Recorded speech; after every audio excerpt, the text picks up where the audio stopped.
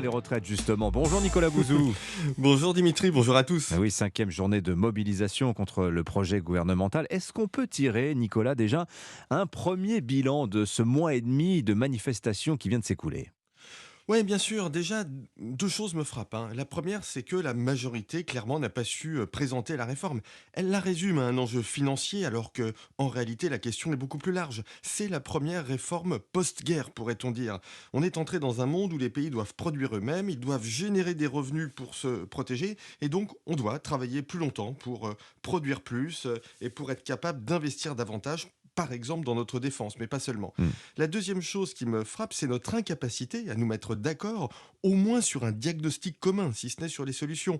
C'est la politologue Chloé Morin, qui vient de publier un livre remarquable qui s'appelle On aura tout essayé, qui explique qu'on n'est même pas capable de se mettre d'accord sur les projections du corps, le Conseil d'orientation des retraites, qui devrait quand même faire consensus. Elles sont sans cesse remises en cause par les uns et les autres. Alors, ça, c'est aussi la beauté du débat public, c'est-à-dire qu'un sujet a des effets inattendus et on a vu surgir, on s'y attendait pas, un débat sur la place du travail dans l'existence, Nicolas. Ouais, tout à fait. Cela dit, il n'est pas forcément toujours abordé très clairement. J'ai rappelé ici même en début de semaine, en m'appuyant sur une étude récente de l'Institut Montaigne, que en réalité, le problème était plus un problème de management dans les entreprises qu'un problème de travail. Les Français ne sont pas soudainement devenus paresseux. Une très grande majorité d'entre eux aiment travailler. En revanche, il y a une vraie question qui a été placée au centre du débat par Laurent Berger, sur la dignité du travail.